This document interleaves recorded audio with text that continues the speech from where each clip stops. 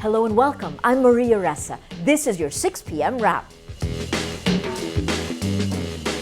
Watchdog group Reporters Without Borders says the Philippines moved up its ranking for press freedom. The Philippines ranks 141 out of 180 countries in the 2015 World Press Freedom Index, moving 8 places up from 2014. The Paris-based organization says at least 3 Filipino journalists were killed this year because of their profession.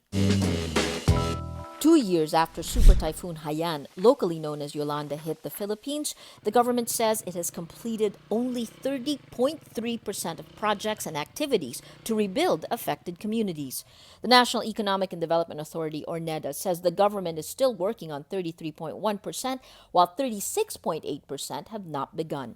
NEDA targets to complete most of the ongoing projects by 2016, but did not say when the remaining projects would start.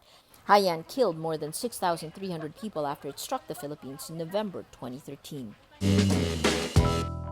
French satirical magazine Charlie Hebdo says it would release a special issue to mark the year since the attack in their Paris office.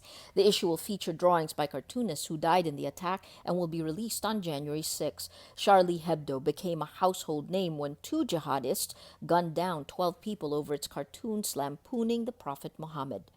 The release comes at a time of heightened concern about more attacks in Europe after jihadists with links to ISIS killed 130 more in Paris last November. Good news for boxing fans. Manny Pacquiao and Timothy Bradley are set for their 3rd fight on April 9, 2016. The boxer's promoter, Bob Arum, says they've worked out the details and that the paperwork is being sent. Pacquiao, who's running for senator in the 2016 Philippine elections, says the match will be the final fight of his career before he focuses on politics. U.S. officials charge actor Bill Cosby with aggravated indecent assault, the first criminal charge filed against him after a string of sexual abuse complaints. More than 50 women claim Cosby abused them, which he denies.